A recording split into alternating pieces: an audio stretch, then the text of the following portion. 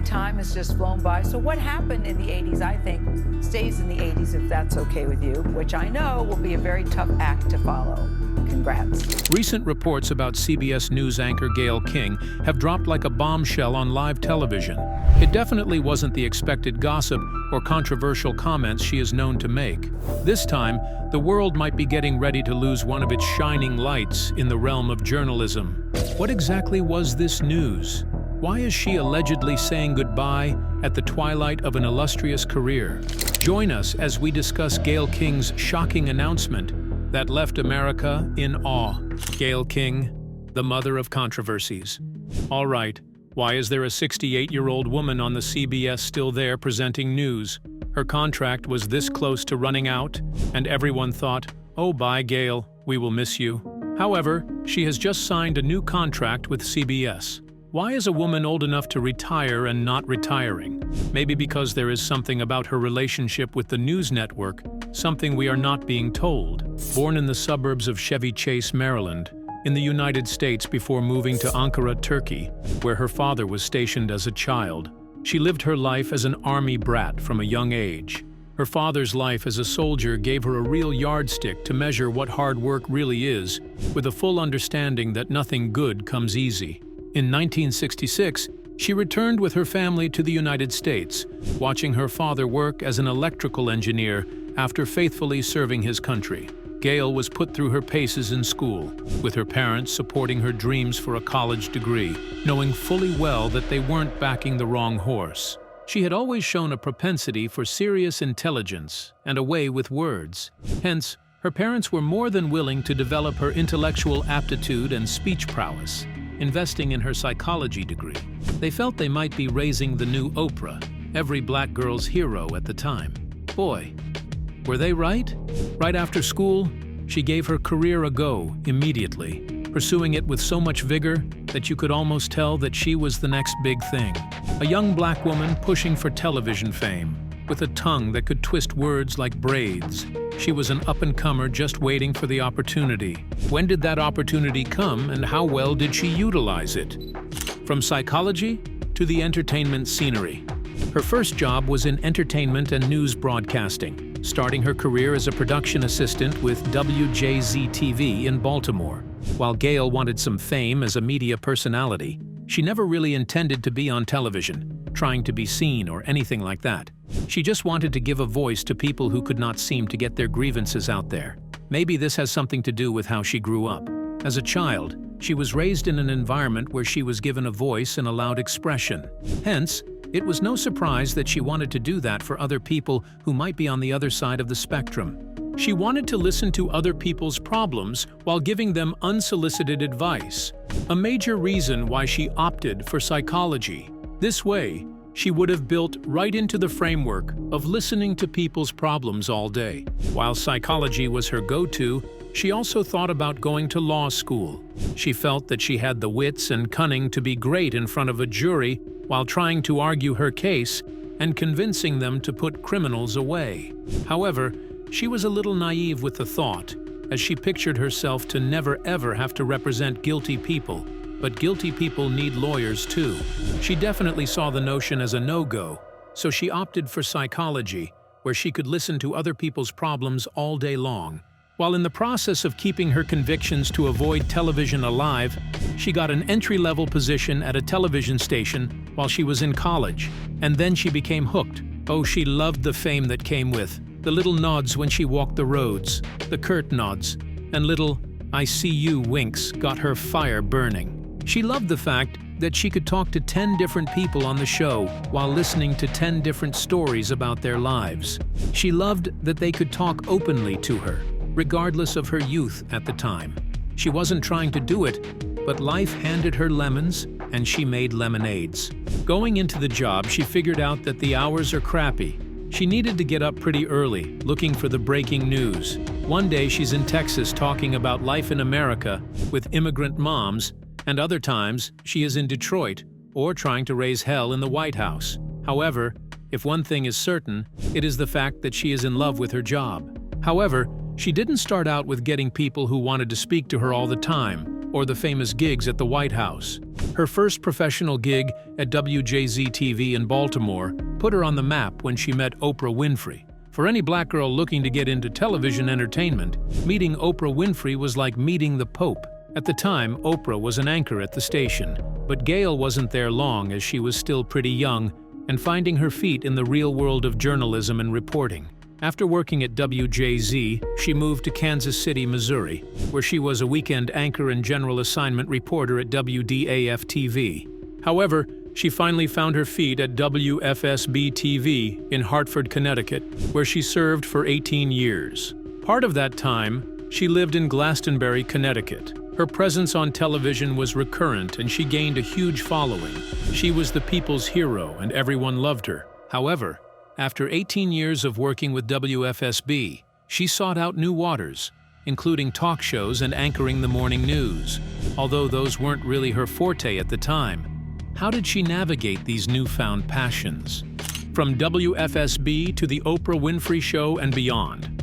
Having first met Oprah while she worked at the WJZ-TV, they worked together in 1991, when Gayle functioned as a correspondent on the Oprah Winfrey Show. However, her exploits didn't stop there. She started to get offers from highly reputable television stations like the NBC, who wanted her on their daytime talk show with Robin Wagner called Cover to Cover. The show was on the road for about 13 weeks and went really strong until it was canceled for no real reason. However, her big break came in 1997 when she was offered her own syndicated talk show. It was the perfect opportunity for her to show the world her potential as a talk show host, so she gave it a go. However, due to low ratings, her show was canceled after a year. Gayle King was never the type to give in to pressure, so she began to host her show on XM satellite radio in 2006. She gained some serious popularity and attention from the United States and around the world. Just 5 years later, she began to host a variant of the Gayle King Show on the Oprah Winfrey Network on the 3rd day of January, 2011. It was rather a big surprise to most people because Oprah's television network was launched just 2 days before the show was brought on. Since Oprah had shown that she could trust Gayle King enough to have her show on her television network, big franchises started hunting for her again. However, this time, it was the CBS channel. After agreeing to work with CBS, her show on Oprah's television was canceled on November 17, 2011. On getting to the CBS channel, she was asked to co-anchor the famous CBS This Morning, alongside Charlie Rose and a series of third co-anchors, including for a time, Norah O'Donnell. Unlike her first ever television show, this one flourished in the ratings. Her eccentric presence and budding partnership with Rose were important factors for the success of the show. Their on-screen partnership extended well beyond it, too, as they became friends off the show. However, Charlie Rose exited the show and CBS News as a whole after some allegations of erotic misconduct were levied against him. There are rumors that they remained friends even after the allegations against him were made. Although it seems a little bit difficult to believe, especially if Gayle King's actions against CBS News are anything to buy. What exactly is her stance against erotic misconduct? Gayle King's stance against misconduct. Let us dial back a little before she joined the CBS News. Apart from hosting her own show on the Oprah Winfrey Network, she worked as a special correspondent for Good Morning America. Then she took a rather ballsy approach that shocked everyone. She called out CBS News publicly to have full transparency whenever they make findings about any form of erotic misconduct. Just like that, she became the face of justice for anyone who was going through the pains of erotic misconduct. However, her most out-there interview was with R. Kelly, a disgraced rapper and musician who is being held for erotic misconduct in a United States prison. The interview could be described as nothing but explosive. The 2019 interview with R. Kelly was rather eccentric. When the lines of questioning got tougher from Gayle King, the rapper was seen hitting his chest and creating such fuss. "I didn't do this stuff," he exclaimed wildly, standing up and thrashing around the interview room like a headless snake. The release of the video into the public space tore up public opinion. with some creating a narrative that his deliberate thrashing around was simply theatrics to court public favor, while others believed that they were witnessing a man losing his mind because a superstructure deeply seated within Hollywood elitists was trying to tear him down with wrong allegations. While this 6'4" giant thrashed around in his suit and tie, Gayle maintained ice-cool composure. She was neither shouting nor returning the toxic energy that filled that room at the time. She kept her cool in the minus degrees, and everyone respected her calm and stoicism in the face of serious adversity, with a popular propensity for violence. She was at a point where a flight or fight response could have been activated, but she chose to calm him down. Not being fazed by all of that, and her immense cool under the pressure-cooked situation brought a lot more hype in the public circles. How exactly has her stance against misconduct bought her all the fame that she could ever hope for in the media, and how is she navigating the fame that came with it? From protege to mentor.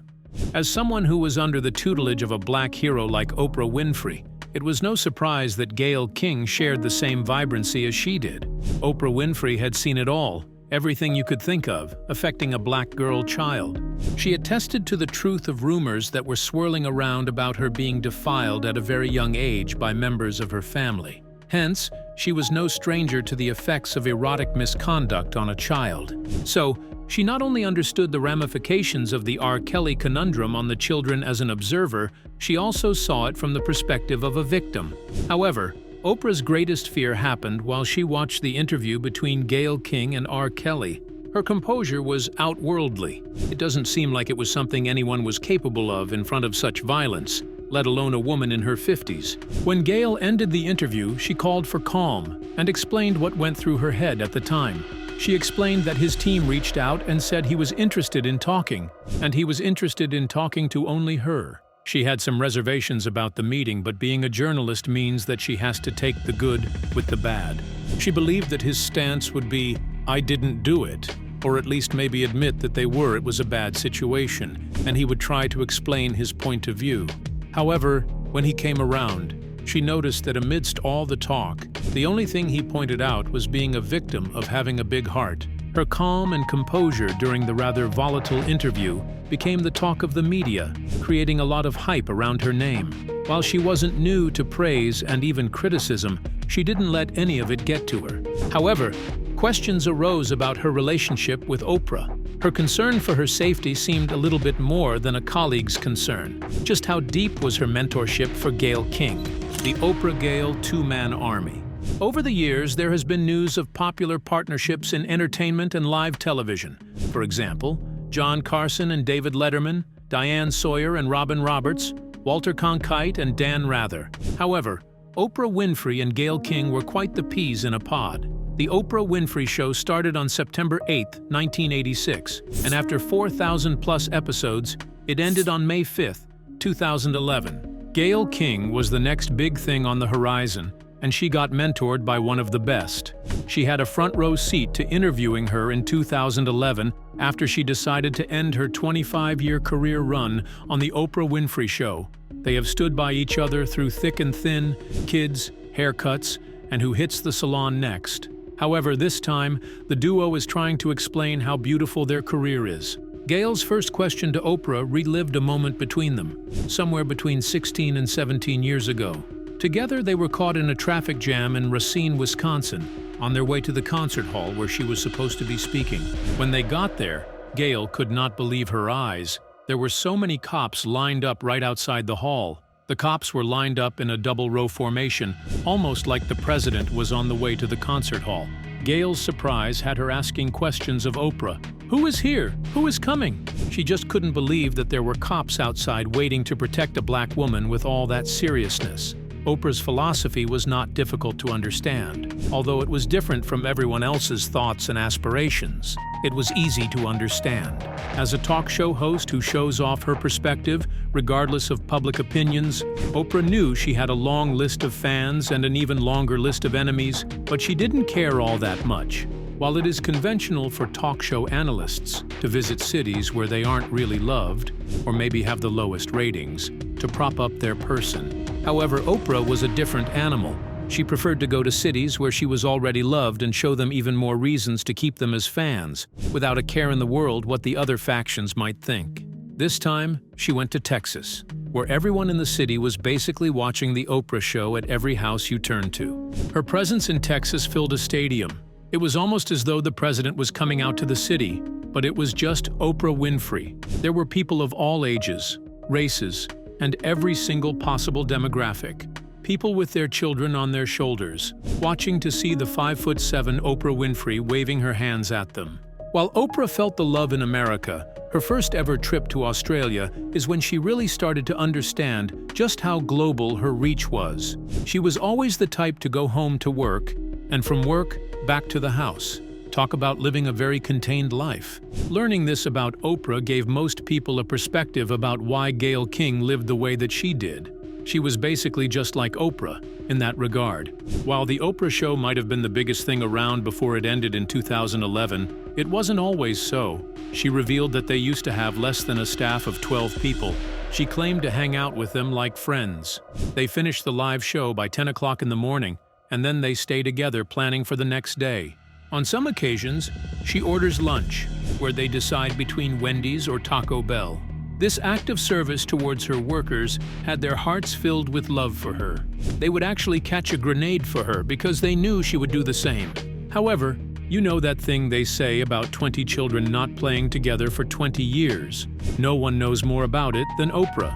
She was sure that she did the right thing by keeping a tight-knit group of 12 members of staff who worked closely with her, but she also had it printed in her hearts of hearts that they would soon be disbanded, and some would have to go as they progressed.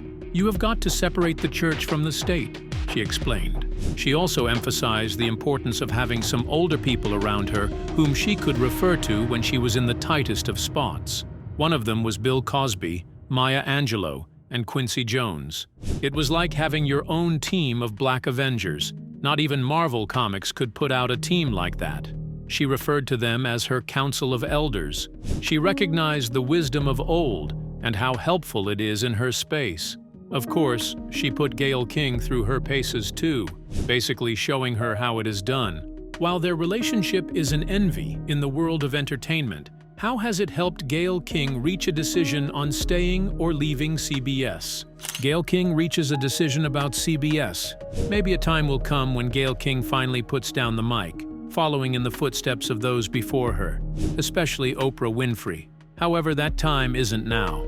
While rumors and speculation have serenaded her name since Norah O'Donnell left the CBS Evening News to pick up a new role with the firm, some imagined that Gayle would be leaving too, but maybe not to pick up a new role and just leave the new network completely. Norah O'Donnell had been working with the CBS network since 2011, at almost the same time that Gayle King joined the news channel. They worked together on the CBS popular morning broadcasts for a little while before she decided to up and leave to try something new, expanding her horizons. However, there were rumors that she had to leave that role because she was once slammed with a lawsuit, accusing her of toxic behavior, whatever that really was about. In her emotional letter to leave the role that keeps her face out there, she explained that she had spent 12 years in the anchor chair here at CBS News, connected to a daily broadcast and the rigors of a relentless news cycle, and it was time to do something different. However, Gayle King was consistent with her type of productions and interviews. She loved being where the action was, right in the thick of things. While the world watched as her contract ran down on the CBS network, speculations arose about her decision on staying or leaving. Some claimed that she couldn't bear the guilt of pushing out Norah O'Donnell. Although CBS News President Susan Zirinsky denied that King had anything to do with O'Donnell leaving the morning show in 2019, which has fallen in the ratings since Charlie Rose was ousted over erotic misconduct claims in 2017, social media remains divided on the topic. While the discourse around her has aroused some discomfort, many looked on to see if she would decide to stay at the channel since her contract would have expired by 2024, ending her role as host of CBS Morning since 2012. However, the news channel offered her a new deal instead, keeping her at the organization until 2025. No one was clairvoyant enough to have seen that one coming, except the CBS recruitment team. Although her decision to stay for one more year has divided public opinion once again, she is not going anywhere until she does. How influential do you think Oprah was for Gayle King? Do you think she really had it in her to have pushed out Nora? Or is it just fans and fanatics going down the rabbit hole again? Share your thoughts with us in the comment section. Remember to like, share, and subscribe for more. Also, click the next video showing on your screen. You will enjoy it.